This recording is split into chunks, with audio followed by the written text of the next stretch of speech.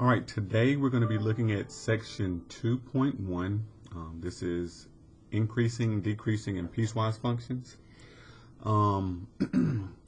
This first page, let's go over the overview. We're going to be graphing functions, looking for intervals on which the function is increasing or decreasing or constant. We're also going to estimate relative maxima or minima. We're going to be given an application. We're going to find a function that models the application, find the domain of that function and function values, and then we're going to graph functions defined piecewise. Okay, so those are the overview objectives. Here we have three examples. They're labeled increasing, decreasing for you, and then you have a definition.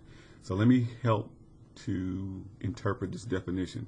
The better you become with reading math and understanding it, the better you'll be able to pick a lot of this up on your own and be able to go a lot quicker.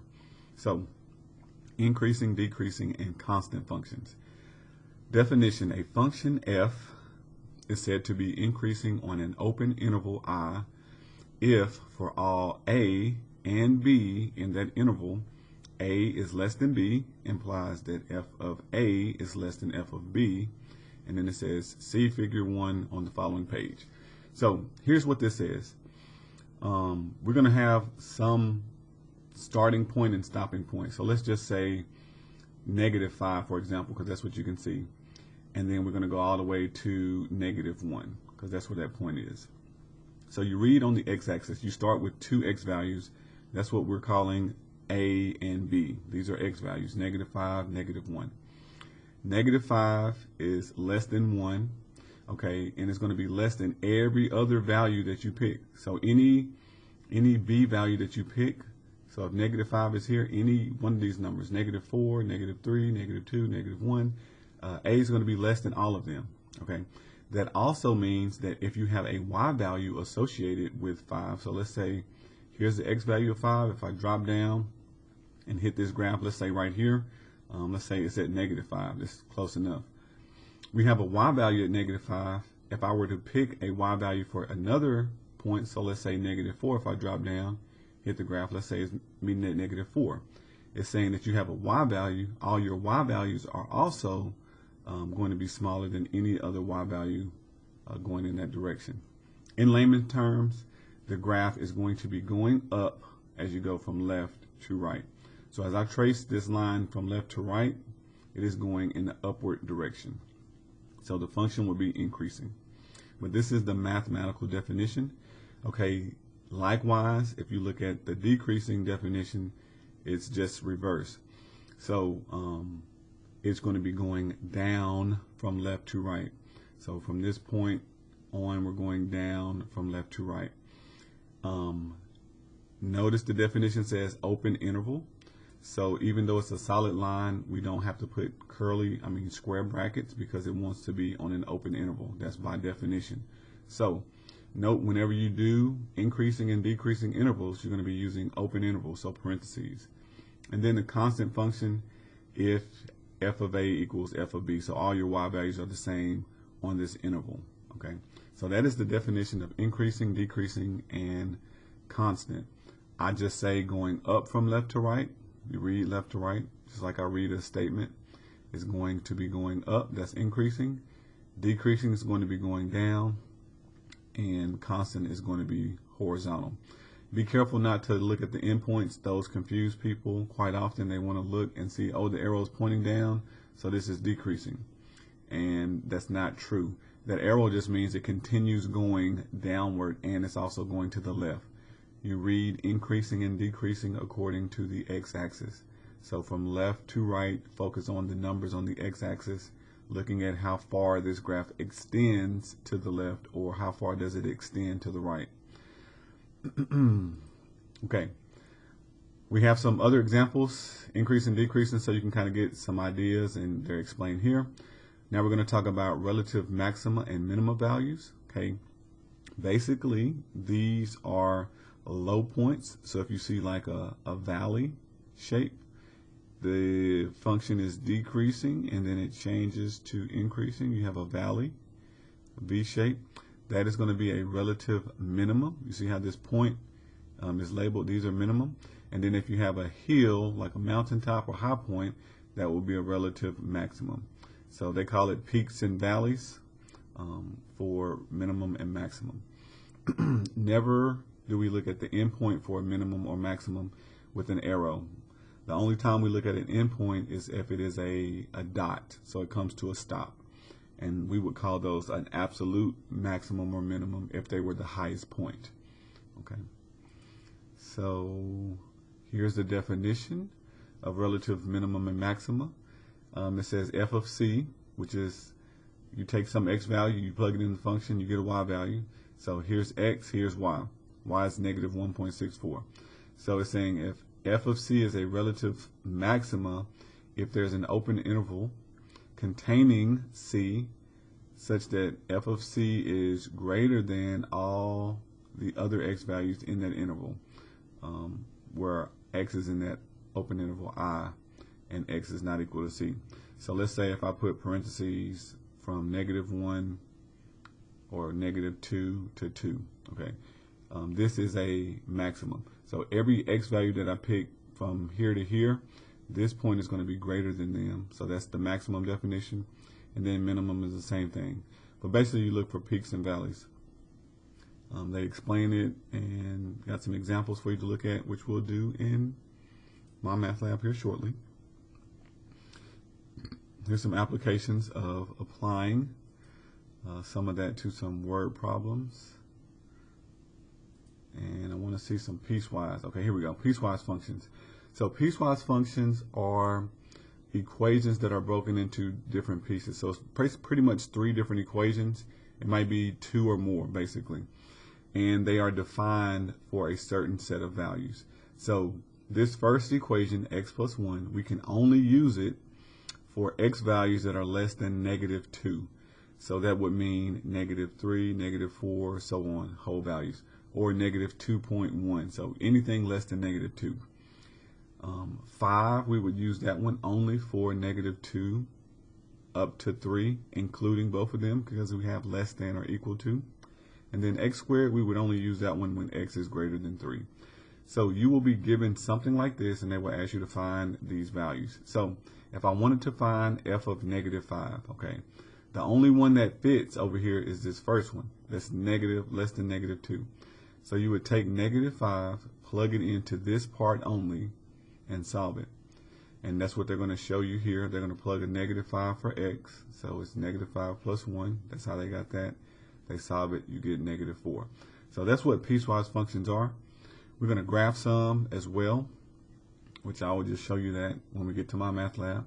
What we'll do is make a table of points, usually 2 or 3 points, and just plug them in and then graph a portion of the line.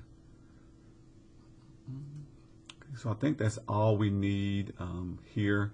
We're not going to be doing this greater integer function, but it's a step if you want to see that as well.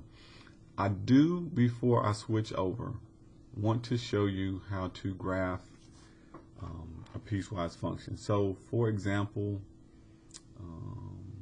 let's graph this one. I think this is a picture for that one, but I want to show you how to graph it. It's not necessary that you graph this, but I do want to show you how to do it if you have a graphing calculator. And you can use this whenever you're doing your assignment as well. So I am going to go to y equal. I'm going to graph 4 and y1. So I'm going to put a 4 up here, but I'm going to do it in parentheses because I'm going to be applying this restriction. So to apply a restriction, you just do divided by, and then we're going to tell it x is less than 0. So I'm going to open parentheses. I'm going to hit the X button, which is next to the alpha key. And then I'm going to go second. So when you hit the second button, your cursor has an arrow indicating that you're now accessing the yellow words, these functions. Okay. So whenever I hit second, I see that, and I know I'm accessing those. So I'm going to go to test, second math for test. And then I get these inequality symbols. Well, I want the less than or equal to. That's option number 6. So you can either scroll down to 6 and hit enter, or I can just hit the number 6. So I have x less than or equal to, and then I'm going to insert 0, and I'm going to close parentheses. So 4 is just a horizontal line at 4. So you'll see this part right here, and it'll stop at 0. It'll come all the way from here going straight across. So I'm going to graph that just to see that first part. Okay, so we got 4 from x is 0 all the way to the left. Okay, go back to y equal. I'm now going to graph the second part. I'm going to go to y2. Again, in parentheses, I'm going to do 4 minus x squared. X, and then the x squared button is up catty corner from 7. I'm going to close parentheses, and then I'm going to apply this restriction. So you cannot do compound with this calculator. You have to do them separate. Okay, so I'm going to do divided by. You always have to say divided by to add that restriction. Open parentheses. I'm going to do 0 is less than x. So I'm going to do 0. I'm going to do second, and then math for the test function. I'm going to do less than x. 0 less than. Less than is option 5. Less than x. Okay. And then to apply the second part, you can't just add that. You have to say and separate. So I'm going to go second math again, but this time I'm going to arrow over to logic. So I'm going to arrow over, and that gives me the and. So you have to do a compound inequality separate. So we have 0 is less than x, and then I'm going to say x is less than or equal to 2. So and x, and then we're going to go second math, go down to less than or equal to, and then we're going to say 2. All right, I'm going to close parentheses, and then I'm going to graph again to see what I see now. Okay, so you just see that little dip. So that's this part of the equation down here. It goes across at 4, and then it comes down and stops there at 2. So that's what we're seeing on our calculator. All right, so we got one more part to graph. I'm going to go back to y equal. I'm going to go down to y3 this time for my third part. And now we're going to graph in parentheses 2x minus 6. Close parentheses, divided by, open parentheses, and my restriction is x is greater than 2. So x, second math, greater than is option 3, and we want the number 2. Close and graph. So this is the piecewise function here that they have done. Now when we do this by hand, we'll just plug in some points. If we want to know some functional value, so let's say I wanted to know, I want to plug in 3. You can do second and then trace for calculate, and then I'm going to plug in a value. So I'm going to hit enter on value, and I want to know what happens when x is 3. So I hit 3 and I hit enter. Okay, right now it says x is 3 and it's not giving me anything. Here's the reason why. There are 3 functions. You need to tell it which one that 3 works for. So it doesn't work for the first one. It doesn't work for the second one because that's less than 2 and between 0 and 2. It works for the third one. So what you have right now is it's trying to compute that for y1. That's the first one. So in order to get to the other equations, you just have to arrow up or down. So if I arrow down, it's now showing me y2. I still don't have a value. If I arrow down again, now I'm on the third one, and it gives me a value, and it shows me the cursor.